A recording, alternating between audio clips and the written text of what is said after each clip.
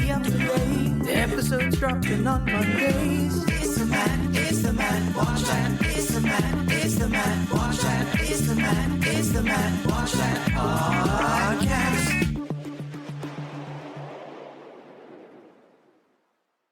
Hey, this is the Matt Watch That podcast, the place for reviews, rants, and randomness. I'm your host, Matt Seroski, filmmaker, film fan.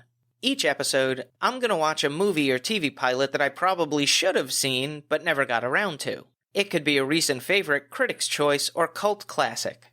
Everyone can join in on the fun. Follow me on Twitter, Instagram, and Facebook at Matt Seroski. You can subscribe to my YouTube page where I'll post videos and clips from the show. If you have any opinions on what I've discussed or suggestions as to what I should see next, use the hashtag MattWatchThat on social. Before we start, on this episode, we're going to be celebrating National Hispanic Heritage Month and focusing on movies, television, and music that feature artists of Spain, Mexico, the Caribbean, and Central and South American descent. According to the HispanicHeritageMonth.gov website, the day of September 15th is significant because it's the anniversary of independence for Latin American countries Costa Rica, El Salvador, Guatemala, Honduras, and Nicaragua. In addition, Mexico and Chile celebrated their independence days on September 16th and September 18th, respectively. So the movie I'm reviewing in this episode of the podcast was directed by Robert Rodriguez, a tremendous talent. He uses the one-person crew approach, contributing as director, writer, actor, editor, cinematographer, and composer on many of his films. He founded El Rey Network, which I enjoyed episodes of Lucha Underground on. Last year, it moved from broadcast to streaming in partnership with Cinedigm. He wrote an insightful book on independent filmmaking called Rebel Without a Crew, or how a 23-year-old filmmaker with $7,000 became a Hollywood player. Now, I have the smallest connection to Robert Rodriguez, not personally, but through his work. I was taking a class in film school on sound design, and the teacher had us take a short called Bedhead and replace all the sound effects with our own. So the first thing we had to do was watch the short, and then decide what sounds we wanted to put into it. Then we had to go out and actually record those sounds, and then edit them into the short. I watched this thing over and over and over again throughout the whole process to the point where I knew it, verbatim, front to back to front. It was a really fun experience, and it was probably the first time that I realized how much I loved editing, which sent me down a whole different path in film school. It wasn't my first exposure to the filmmaker. I had seen The Faculty and From Dusk Till Dawn, but I saw what he could produce on such a small budget and thought, I could do this. So my hat's off to Robert Rodriguez. On to the main attraction. Each review will end with a ranking at 5 stars. 1 star is skip it, 2 stars watch at your own risk, 3 stars standard fare, 4 stars worth checking out, and 5 stars must see. Now if I give a title 5 stars, it doesn't mean I'm comparing it to Casablanca, Jaws, or Seinfeld. I rank titles based on other movies or TV series in that genre and at that time period. So let's jump into it. These are my ruminations and observations of the movie, Once Upon a Time in Mexico, from 2003. This is the third and final part in the Mexico trilogy, which includes El Mariachi from 1992 and Desperado from 1995. It was directed by Robert Rodriguez, who helmed The Faculty, Spy Kids, Sin City, Machete, and The Adventures of Shark Boy and Lava Girl. Not surprisingly, he also wrote the screenplay. This is something to look out for. A child dressed in a yellow shirt appears in all films of the Mexico trilogy. The movie stars Antonio Banderas as El Mariachi. He was born in Spain and had ambitions of playing professional football, soccer for you Americans, but those dreams were shattered when he broke his foot. He transitioned to theater and studied at the School for Dramatic Art. He was arrested a couple of times for performing, not because his acting was so bad, but the plays were against the political censorship at the time. He made his film debut in Labyrinth of Passion in 1982, and had a varied and successful career in Spain before making his American debut in 1991 with the Madonna documentary Truth or Dare. He has since gone on to star in Philadelphia, Desperado, Spy Kids, Frida, The Mask of Zorro, lent his voice in Shrek 2, and will be appearing in the upcoming Indiana Jones and the Hip Dysplasia. Carolina is portrayed by Selma Hayek. Born into an affluent family in Mexico, her father was an oil company executive and her mother was an opera singer. After she graduated, Selma was cast in the starring role of the telenovela Teresa. After its 2-year run, she moved to Hollywood and studied under Stella Adler. Her breakthrough role was as Carolina in Desperado, the second of what would become the Mexico trilogy. She would team up with Robert Rodriguez in From Dusk Till Dawn and 4 Rooms. She would star in romantic comedies Fools Rush In and Breaking Up, the drama 54, horror The Faculty, comedy Dogma, and atrocity Wild Wild West. She would appear in and executive produce Ugly Betty, and will be appearing in Magic Mike's Last Dance. She was nominated for an Oscar, Golden Globe, and Screen Actors Guild Awards for her role in Frida. Johnny Depp plays CIA agent Sands. I'm not sure I need to go into his history and filmography. I think we know enough about his career and personal life to hold us over for a lifetime, so I'm going to move on.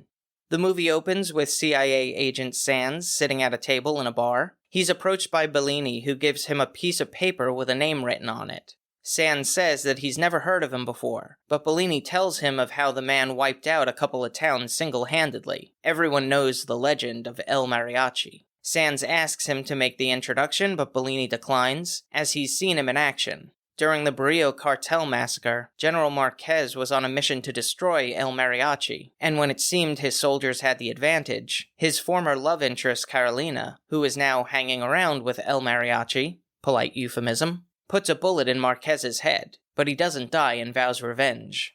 That leads to the opening title sequence, which features El Mariachi strumming a guitar over beauty shots of the marketplace, hacienda-style homes, and adobe buildings. At the Barrio Estates, we meet Armando Barrio. He's a mass murderer and drug kingpin. Despite these tiny flaws, he owns the province of Culiacan. He's purchased hundreds of homes and ranches and given them to the people. He's a folk hero to them. This is an issue for the president, who's launched a political campaign against the Barrio Cartel, who he says is threatening the nation and urges the people to gather their forces in order to prevent the destruction of their unity. Meanwhile, a convoy of trucks, led by Kukui, rolls into town looking for El Mariachi. The townspeople deny knowing him, but when they're held at gunpoint, the legend reveals himself. Kukui brings El Mariachi to meet with CIA agent Sands. He wants him to kill General Marquez, who's being paid by the Barrio Cartel to kill the president in an attempted coup d'etat. He doesn't want the assassination on the president to be prevented, but he also doesn't want General Marquez to seize power. He instructs El Mariachi to go to the church and meet with an associate named Salome, who will provide further instructions. They make a deal that if El Mariachi goes through with the plan, he will be a free man from Marquez, the cartels, and the president. Here's a quote without context. Are you a Mexican or a Mexicant? Once Upon a Time in Mexico was a fun movie. The opening teaser lays the foundation for what you're gonna see. It's a modern western with machine guns replacing six-shooters, trucks replacing horses. I was really impressed with the cinematography, the contrast of light and dark, the way the shadows fell on the characters. The action scenes were great, comparable to Tarantino, who is a mentor of his, but not nearly as bloody, violent, or random, in my opinion. There's one scene where El Mariachi and Carolina are handcuffed and have to escape from pursuers, and the stunt set piece was so impressive. But one of my biggest pet peeves is when the fourth wall is broken. After a person is shot, blood splatters across the camera lens and instantly took me out of it. Look, I consciously know that I'm watching a movie, but when something disrupts that, it's very annoying. I like getting lost in the experience. It was shot in Mexico and Austin, Texas, where Robert Rodriguez has a film studio. Even if the movie isn't to your liking, it's worth watching just for the architecture. Again, I find it exciting to see different cultures and environments on screen. The story has a couple of twists and turns and betrayal, so it could be hard to follow if you're not paying attention, but the supporting cast is a bright spot. Danny Trejo is Kukui, Cheech Marin is Bellini, William Dafoe is Barrio, Mickey Rourke is Billy, Enrique Iglesias as Lorenzo, and Eva Mendes as Ajedrez. Now for a little trivial trivia. George Lucas introduced Robert Rodriguez to the digital cameras that were used in the making of this film. Thank God he didn't go with Lucas's other suggestion of using Jar Jar Binks. The cinematography was captured by Robert Rodriguez. He also edited the movie and composed the score. In the credits, it's attributed as shot, chopped, and scored by Robert Rodriguez. The soundtrack features songs by Brian Setzer, Patricia Vaughn, Enrique Iglesias, and Banda San Jose. The runtime is 1 hour 42 minutes. It had a budget of $29 million and grossed $98 million at the box office. Even though for 2003 that's a smaller budget, it's amazing to think that the first movie, El Mariachi, cost $7,000 to produce. I give it 4 out of 5 stars. Take off half a star if you get a little squeamish with gun violence. If you've seen Once Upon a Time in Mexico and have opinions on the movie, let me know what you think using the hashtag MattWatchThat. Moving right along, each episode I'm going to post clips that I think people should watch. It could be movie trailers, music videos, interviews, or something completely random. Search for my YouTube page and there will be a playlist called Matt Watch That Playback. Bad Bunny is a popular Puerto Rican rapper and singer, but that's not how I got to know him. He performed live at the 2021 Royal Rumble and made some appearances on WWE Monday Night Raw. He ended up winning the 24/7 championship, holding it for almost a month, which is an impressive reign for that joke of a title. But his in-ring abilities are no joke. He definitely had a lot of talent, which is a double-edged sword for me. Like, I respect the profession of wrestling, but when a non-wrestler comes in and performs moves very swiftly, very aptly, it gives the impression that anyone can do it. And there are people who train for years that never get to that level of athleticism and never get a chance for that spot on the card. There is an art to the performance, but to Bad Bunny's credit, he treated it with a lot of respect. You could tell he's a wrestling fan. There have been other celebrities that didn't fare so well in the ring, and they were obviously doing it for a paycheck. So I started listening to some of his tracks, and I'm a fan. I'm not sure what he calls his fans. The Bunny Brigade? The Fun Buns? He's been nominated for 6 Grammy Awards, winning 2 for Best Latin Pop or Urban Album in 2021, and Best Musica Urbana Album in 2022. I've selected a few tracks, which will be available in the Matt Watch That Playback playlist on YouTube. Check it out.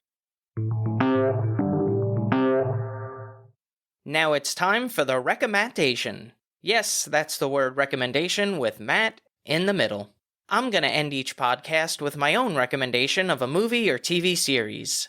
Today I'm talking about Cobra Kai, created by Josh Held, John Hurwitz, and Hayden Schlossenberg, based on the Karate Kid movie franchise by Robert Mark Kamen. The series stars Ralph Macchio, William Zabka, and Martin Kove from the original movies, and newcomers Shola Maraduena, Tanner Buchanan, and Mary Moser as the next generation of Karate Kids.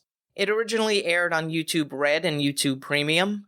The series revolves around Johnny Lawrence, who's had a tough time since being kicked in the face at the 1984 All-Valley Karate Tournament, but decides to reopen a dojo using the Cobra Kai brand. I had the opportunity to meet Shola Maraduena in New York City. I was walking to work and going up Fifth Avenue, and I saw him crossing the street, and he went to this store that always has a bench outside of it, and for some reason it has 3 monkeys, positioned in the see no evil, speak no evil, hear no evil poses. And there was part of me that wanted to approach him and tell him how much of a fan I was, because I first saw him on the show Parenthood. He played a foster child named Victor who was living with the Graham family, and for a young actor, he was really good. His character had to continually balance this desire to fit in with his new family with this underlying frustration and feeling of abandonment from his own family. Those emotions are tough to put on any actor, but there was something about him that you knew he was going to be a star. Then I had seen a couple of episodes of Cobra Kai when it was available for free on YouTube, and I instantly liked the series. Not enough to sign up for YouTube Red or YouTube Premium, and this was also at a time where the show hadn't really exploded yet. I mean, let's be honest, it became popular when it got on Netflix, and all of their stars just catapulted. So I really could have had a moment before this guy got famous. Now he's in Blue Beetle in the DC universe, and I'm sure he won't be able to walk around New York City alone anymore. There's a good amount of nostalgia which services fans like me of the original movies, but it definitely adds to the canon in new ways. Sometimes it's a little overboard. I mean, when men in their 50s are still holding grudges from when they were teenagers, it seems a little borderline pathetic. But if you get past those scenes, it's a really good show. William Zabka is a good actor. He was the prototypical 80s bully, but is very charming and funny in this series. It'd be nice to see him in other roles. Cobra Kai has been on for 4 seasons, 40 episodes from 2018 to present. The 5th season just premiered on September 9th of this year and streams on Netflix. That's all for this edition of Matt Watch That. Thanks for listening to me babble. You can follow me on Twitter, Instagram, and Facebook at Matt Seroski. You can subscribe to my YouTube page where I'll post videos and clips from the show. If you have any opinions on what I've discussed or suggestions as to what movie or TV pilot I should see, use the hashtag MattWatchThat on social. Head over to mattseroski.com for the latest news and updates, and come back next time for the reviews, rants, and randomness.